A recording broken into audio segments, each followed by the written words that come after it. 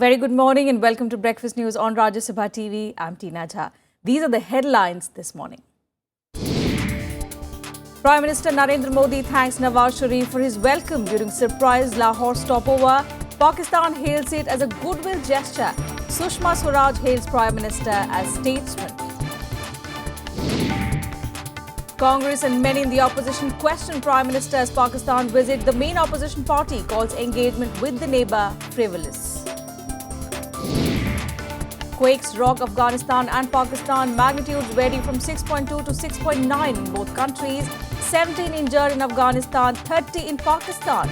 Tremors also felt in several parts of North India. Top Madhesi leaders in Nepal allege constitution amendment proposal forcefully tabled in parliament without their consent. Nepal seeks China's help to resolve fuel crisis. And suspended BJP MP Kirti Azad writes to Amit Shah, seeks proof of anti-party activities. Union Minister Venkaiah Naidu warns Congress and the Aam Aadmi Party that attempts to malign Arun Jaitley will boomerang.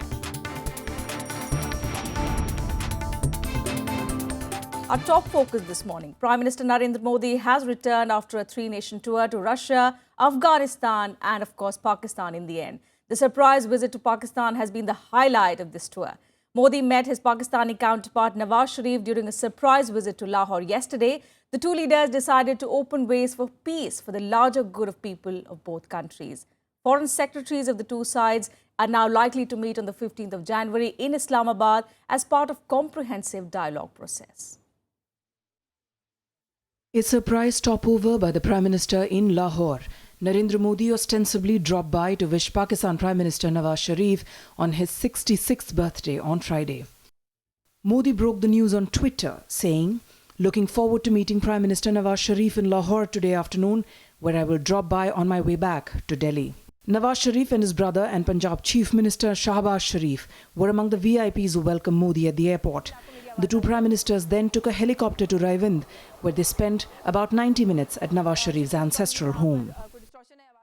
जब उन्होंने लगभग 11:30 बजे हमारे वज़ीर आज़म को phone किया तो उसमें उन्होंने इस ख्वाहिश का इजहार किया कि मैं चाहता हूं कि मैं पाकिस्तान में थोड़ी देर के लिए रुकूं और आपके साथ थोड़ी बातचीत करूं। वज़ीर आज़म साहब ने उनको बताया कि मैं इस वक्त इस्लामाबाद में नहीं, लाहौर में हूं। तो उन्होंने कहा कि मैं उस सूरत में लाहौर में आऊँगा। तो वज़ीर आज़म ने कहा कि आप ज़रूर आइए, हमारे घर भी तशरीफ़ लाएं, हमारे मुल्क में आप आए हैं, आप हमारे मेहमान हैं, हमारे साथ चाय पीजिए। Tweeting about the visit, Modi later said, spent a warm evening with Sharif family at their family home. Nawaz Sahab's birthday and granddaughter's marriage made it a double celebration. The visit is the first by Modi and the first by any Indian Prime Minister in nearly 12 years. The visit is being hailed in Pakistan as a goodwill gesture and a positive one. During the talks, it's been decided to open ways for peace for the larger good of the people of the two countries. Following the meet, MEA spokesperson Vikas Swarup tweeted, "Infusing a positive spirit in the neighbourhood, Modi departs from Lahore after a few hours in Lahore." जो फैसले हुए उनमें ये तय हुआ कि दोनों मुल्कों के दरमियान रवाबित को मज़ीद आगे बढ़ाया जाएगा ताकि बाहमी एतमाद साजी की जा सके और दोनों मुल्कों की दरमियान आवाम की सतह पर रवाबित भी बढ़ाए जाएं, पीपल टू पीपल कॉन्टेक्ट जिन्हें कहते हैं, ताकि वो माहौल पैदा किया जा सके जिसके नतीजे में दोनों मुल्कों के दरमियान जो अमन का अमल है वो आगे बढ़ सके। After months of a freeze, India and Pakistan resumed high-level contacts with a brief conversation between Sharif and Modi at the climate change talks in Paris late last month, part of efforts to restart a peace dialogue plagued by militant attacks and long-standing distrust. This was followed by a meeting of the National Security Advisors and then a visit by Foreign Minister Sushma Swaraj to Islamabad. It has been decided that the foreign secretaries of the two countries will meet next month for the beginning of comprehensive dialogue. On his departure from Lahore, Modi tweeted, "I'm personally touched by Nawaz Sharif Sahab's gesture of welcoming me at Lahore airport and coming to the airport when I left." Prime Minister Modi is also slated to visit Pakistan for the SAARC summit in 2016. Bureau Report, Rajya Sabha TV. The main opposition Congress attacked the Prime Minister for his unscheduled visit, alleging that it was not to promote national interest but to promote business interest. The party has termed Modi's engagement with Pakistan as frivolous, unpredictable and full of U-turns. Listen in. I reject completely Srimati Sushma Swaraj's claim that it's statesmanship-like. It was a spontaneous decision which was taken today. And I make this serious statement, and we have definitive information, it was pre-arranged, pre-discussed between the two prime ministers when they met in Paris, and what was never known to the country or to the Indian Parliament for 1 hour in a hotel room in Kathmandu on the margins of the SAARC summit previously. Questions will be raised that what has changed with the relationship with Pakistan so suddenly that a Prime Minister of India is making an unscheduled visit, especially when he is visiting another foreign country. We will wait for the government to brief the nation. Former Jammu and Kashmir Chief Minister Omar Abdullah has said New Delhi's engagement with Pakistan is a good step, but called for consistency in the process instead of grand gestures. Abdullah tweeted, and I quote, "The re-engagement with Pakistan is a good step and a very welcome development. However, more than grand gestures, we need consistency. Indo-Pak relations have been plagued by knee-jerk reactions and a lack of consistency. Looking towards the two prime ministers to correct it this time." Unquote. And while the government saw a new radical approach to India's relationship with Pakistan, away from the media glare and political speculation, the opposition, of course, is not impressed. Let's listen in to some more political reactions. It is surprise, but some work should have gone into the planning is travel via Lahore and meeting Ms. Nawaz Sharif, and one should welcome it, and we hope this will further strengthen our efforts to resolve our vexed disputes. मुझे उम्मीद है और उम्मीद थी कि प्रधानमंत्री जिस दिन काबुल या इस्लामाबाद जाएंगे तो लौटते हुए दाऊद इब्राहिम को और हाफिज सईद को साथ लेकर आएंगे। मुझे बहुत पीड़ा हुई कि वो केक खाने के लिए इस्लामाबाद जा रहे हैं। कभी कभी स्वतः स्फूर्त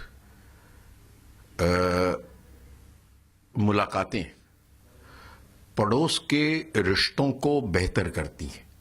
नवाज शरीफ साहब के जन्मदिन पर वहां जाना एक दोस्ताना रुख की तरफ इशारा करता है।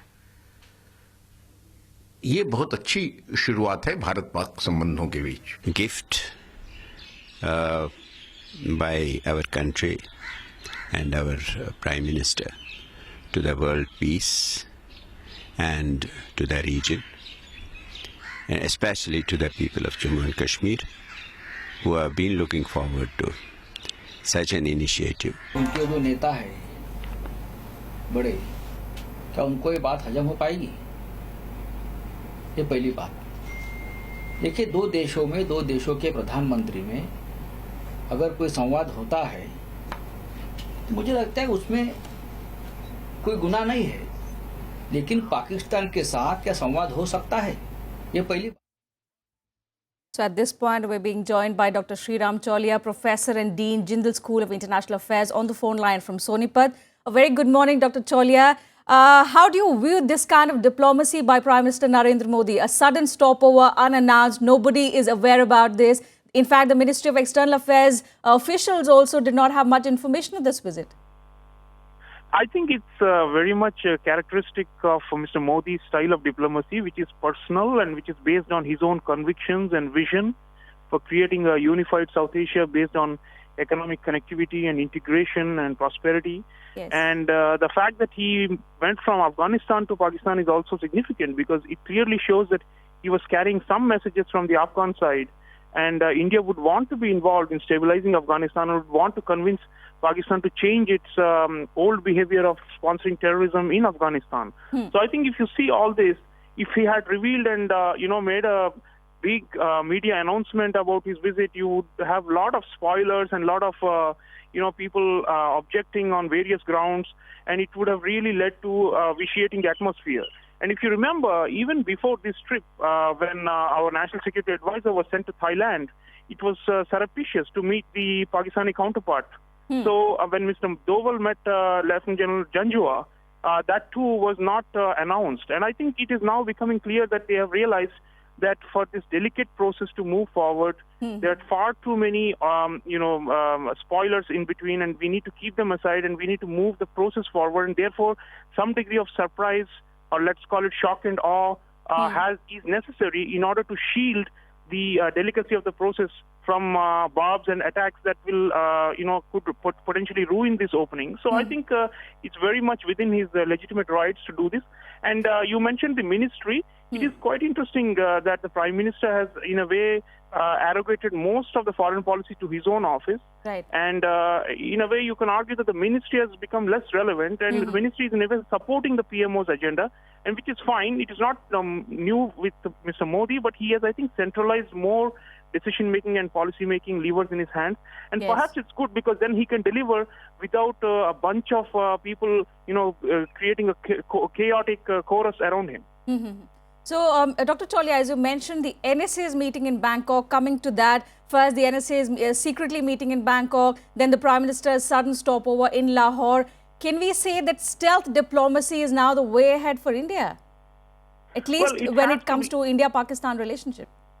We need to develop some strong levers and supporters in the Pakistani polity. I think the fact that Prime Minister personally held the hands of Nawaz Sharif and walked together with him was symbolic. The body language itself showed that we are trying to build assets there. And this is an old intelligence practice, by the way, which Mr. Doval also knows very well, which is to try and cultivate some assets on the other side.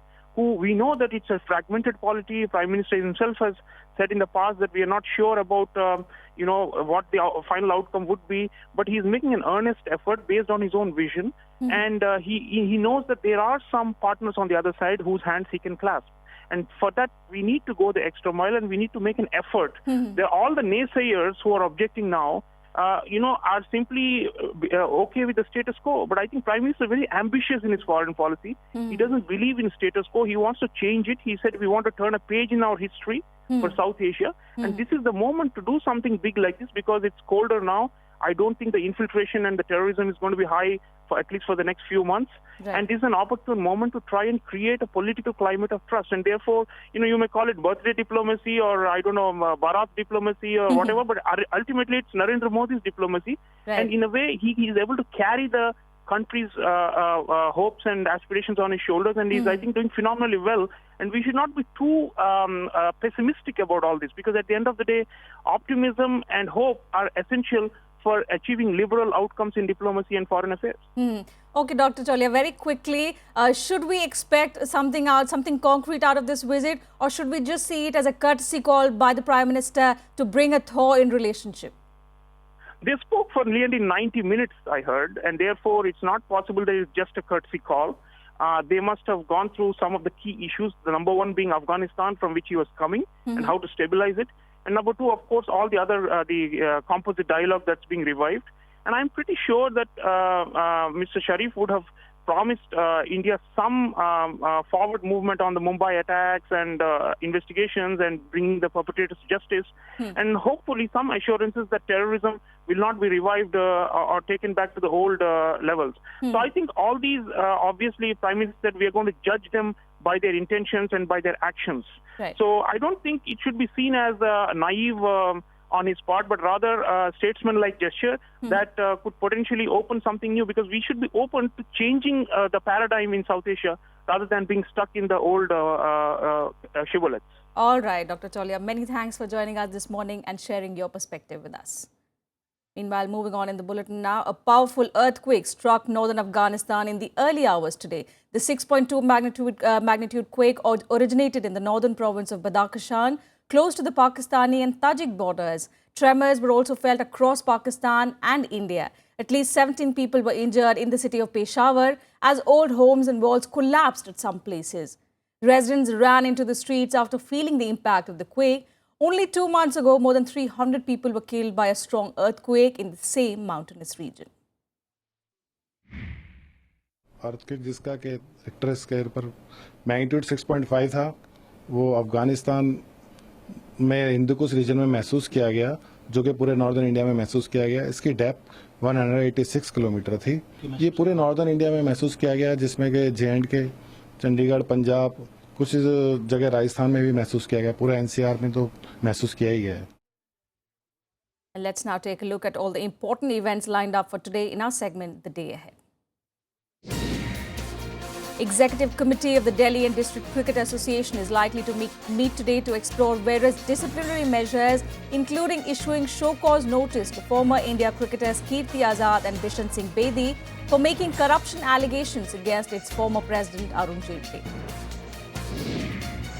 The cremation of Bollywood's yesteryear actress Sadhana Shivdasani, who passed away on Friday, will take place today from her Santa Cruz residence in Mumbai.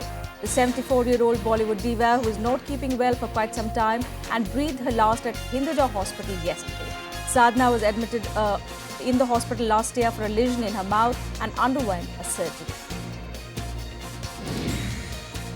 Hardline Hurriyat Conference leader Syed Ali Shah Gilani called for a general strike across Jammu and Kashmir today to protest against the killing of a mother-son duo, allegedly by a village defence committee member in Rajouri.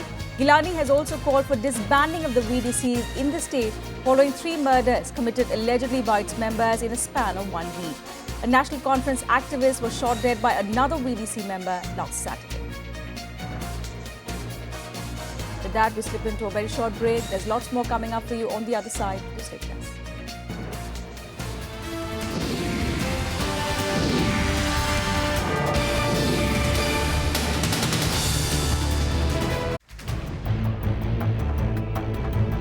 All scientific discoveries are never made from origin, absolute nothing.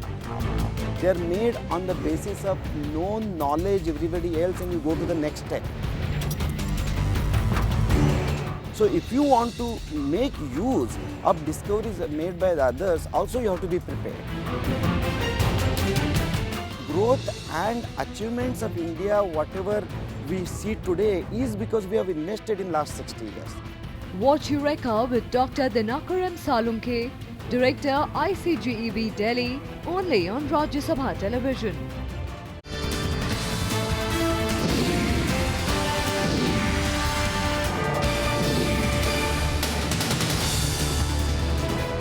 Welcome back. You're watching Breakfast News on Rajya Sabha TV. Now, BJP MP Kirti Azad, who has been suspended from the party for attacking Finance Minister Arun Jaitley, has written to party chief Amit Shah. In the letter, Azad has sought proof of his anti-party activities while maintaining that he remains a loyal party soldier. The 3-time Darbhanga MP also noted that the suspension letter served on him made no mention of the DDCA corruption over which he had targeted Arun Jaitley. Citing the party's charge that he brought BJP and its office bearers into disrepute with actions and that he colluded with the Congress and the Aam Aadmi Party, Azad insisted that he has been a loyal soldier of BJP since 1993 when he was elected as an MLA from New Delhi Assembly seat. The BJP had on Wednesday suspended Azad from its primary membership. Meanwhile, the centre has alleged that both the Congress and the Aam Aadmi Party are attempting to malign Finance Minister Arun Jaitley's reputation over the DDCA issue. Union Minister Venkaiah Naidu has said any such attempts will boomerang on them. Listen in. Congress regime, which was neck deep in corruption, I don't want to give all the statistics of corruption, and whose ministers were facing corruption charges which were dropped, and whose chief ministers even now are facing serious charges, including CBI. They did not even hesitate to join hands with a party whose leader is convicted for corruption, just for the sake of few seats, to raid to power on the shoulders of such party and such leader. It is known to everybody that the so-called charges regarding Delhi Cricket Association are old, and they have not happened when Arun Jaitley is the minister. And staying with Delhi, Lieutenant Governor Najib Jung has called the Aam Aadmi Party government's decision to appoint a commission of inquiry to investigate the DDCA case as legally invalid. Responding to the observation, Kejriwal accused the centre of misusing the Lieutenant Governor's office. Another tussle between the LG and the Delhi Chief Minister. Arvind Kejriwal on Friday objected to letters from Najib Jung's office being leaked to the media. In the letter, the LG had questioned the legality of the inquiry panel set up to investigate the irregularities in the Delhi District Cricket Association. अगर LG office चुनी हुई सरकार के खिलाफ खबरें leak कर रहा है तो मुझे लगता है ये बहुत सीरियस मामला है। इस रूल 23 में दिया हुआ कौन कौन सी फाइलें LG के पास जाएंगी। इसके अलावा कोई फाइल LG के पास जाने की जरूरत नहीं है। LG साहब कोई डिक्टेटर नहीं है। कमीशन ऑफ इंक्वायरी कौन बनाएगा? वो इसके ट्रांजैक्शन ऑफ बिजनेस रूल्स के शेड्यूल में दिया हुआ है, आइटम नंबर 13। कैबिनेट को और लेजिस्लेटिव असेंबली को बनाने का अधिकार है, कहीं LG का नाम नहीं लिखा हुआ। LG is reported to have told the Home Ministry that under the Commission of Inquiry Act 1952, only the centre and state governments can appoint commissions of inquiry. Since Delhi is a union territory, the Aam Aadmi Party government can order the inquiry only with the centre's concurrence through the LG. Why is it that the Aam Aadmi Party takes decisions only in those areas where a confrontation is assured, areas where they don't have the authority? This only shows that their intention is to create a confrontation and create a media war so that they can be relevant. Otherwise, there are thousands of areas where they don't require the involvement of either the LG or the central government, and they can work independently. The Delhi cabinet set up a one-member inquiry commission to probe the alleged irregularities in Delhi District Cricket Association involving Finance Minister Arun Jaitley.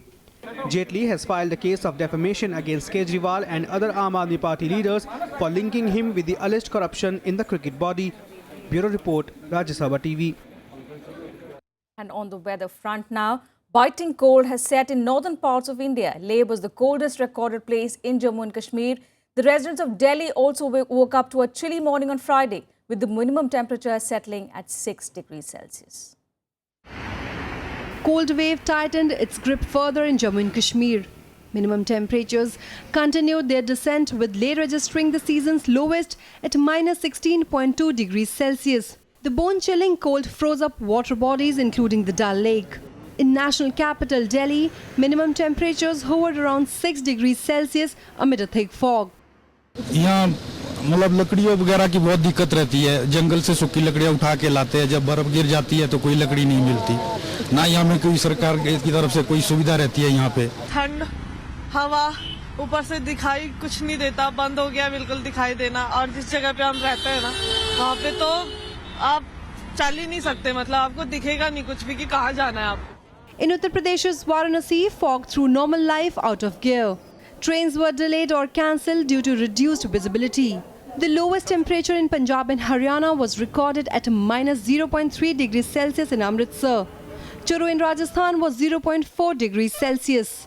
Parts of North Madhya Pradesh recorded temperatures below 5 degrees Celsius. Main काम कोहरे का है और सबसे बड़ी चीज है, उससे सबसे बड़ा प्रॉब्लम ये है कि ये जो यहाँ से आप लाइन देख रहे हैं, जो गोरखपुर लाइन है, ये सिंगल लाइन है। सिंगल लाइन में होने की सबसे दिक्कत ये होती है कि एक ट्रेन जब रूट पे चल रही होती है तो दूसरी ट्रेन को लोग स्टेशन पर रोक देते हैं। इसकी वजह से क्या, एक ट्रेन को पास करते हैं, दूसरे को रोकते हैं, फिर दूसरे को पास करते हैं, फिर तीसरे को रोकते हैं। इसकी वजह से जब तक ये दोहरीकरण नहीं होगा तब तो ट्रेन आपको लेट मिलेगी हमेशा। सर्दियों में तो सबसे ज्यादा दिक्कत होती है पैसेंजर्स को। The Met Department said, despite sunshine, cold winds will make weather extremely cold. As icy cold winds blow over the area, temperatures are expected to remain much below normal average. Bureau Report, Rajya Sabha TV. And news now from neighbouring Nepal. Two top Madhesi leaders have alleged that the Constitution Amendment proposal has been forcefully tabled in Parliament without their consent. They told this to Maoist Supremo Prachanda, who is apparently mediating between the government and the agitating group. Prachanda is learned to have asked the Madhesi leaders to withdraw their 4-month-long protest and blockade of key border trade points with India, as Constitution Amendment proposal has already been taken forward by the government to address the issues of the Madhesis.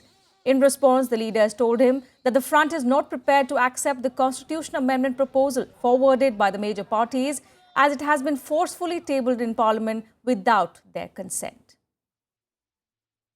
Meanwhile, Nepal's foreign minister has sought China's help in dealing with an energy crisis that has crippled the landlocked country over the past 3 months. China says it would look at the request favorably. 鼓励两国企业之间来探讨开展长期的油气的贸易。我们还愿意从中长期的角度同尼方来探索如何来更好的解决尼泊尔长期面临的能源不足的问题。 I'm very happy to note that the government of China has instructed the concerned Petroleum Export Authority to be in touch and discuss issues related with the long-term trade of petroleum products with Nepal. In some other international news, in a major blow to the most powerful Syrian rebel group, Jaish al-Islam, the head of the group and several of its top leaders have been struck down. The Syrian army claims the group's founder, Zaroun Aloush, was among those killed in an airstrike in east of Damascus. Syria's army command said it had conducted the special operation with 10 rockets hitting a meeting place of the group. The Saudi-backed Islamist group is one of the biggest rebel factions. It had recently joined the opposition summit in Riyadh, agreeing on a framework for peace talks with the Syrian government. But Russia, an ally of Syria, presented a list of rebel groups it identifies as terrorists, which includes Jaish al-Islam. The recent development could lead a severe blow to the nascent efforts to find a political resolution in Syria. And even as the Iraqi forces are making efforts to retake the town of Ramadi in the Anbar province, Islamic State fighters launched an attack to capture a district in the eastern Syrian city of Deir el-Zawr. US security forces also reported the recovery of documents that raise global concerns that the group is trafficking human body parts to raise money. More details in this report. Islamic State fighters launched an attack to capture a district in the eastern Syrian city of Deir el-Zawr. A video posted on a social media website shows the terrorists were successful in their mission. The offensive included a violent attack that included suicide bombs in the Sina neighborhood. The video, whose contents were not independently verified, showed fighters preparing to seize the district held by Syrian government troops. In another shocking revelation, US Special Forces released documents that show how the terror group raises money. One of the documents relates to a ruling by the outfit that sanctions harvesting of human organs. It says taking organs for a living captive to save a Muslim's life, even if it is fatal for the captive, is permissible. US officials said the document, in the form of a fatwa, was among a trove of data obtained by them during a raid at an Islamic State hideout in Syria. The apostate's life and organs don't have to be respected and may be taken with impunity. Removal of organs that ended the captive's life is also not prohibited. US officials say the records give a deeper look into how the Islamic State codifies laws for followers. Earlier, the Iraqi government made claims of human trafficking by the group when 12 of its doctors were brutally killed by the terrorists in Mosul. In the light of the latest revelations, Iraq has called on the United Nations to examine the evidence closely. Bureau Report, Rajya Sabha TV. Some more international updates in the World Wrap. 60 ethnic Turks flew to Turkey on Friday from eastern Ukraine as a part of repatriation process launched by the Turkish government. 2 military transport planes flew the repatriates, mostly Slavyansk residents from Kharkiv to Erzincan in eastern Turkey, where they will be placed in temporary housing. Turkish authorities said they will provide all necessary formal clearance for employment and long-term stay of Turks repatriated from Ukraine. A suicide bomber today blew himself up at a packed mosque of minority Ahmadi community during Friday prayers in northwestern Bangladesh, wounding at least 10 people. The blast took place when the mosque at Bagmara town, some 250 kilometers from Dhaka, was packed with worshippers during Friday prayers amid the nationwide celebration of Eid-e-Milad-un-Nabi, the birth anniversary of Prophet Muhammad. Explosions and gunfire resounded around the southeastern Turkish town of Cizre on Friday after a clash overnight that the army said killed 6 Kurdish militants and 1 soldier.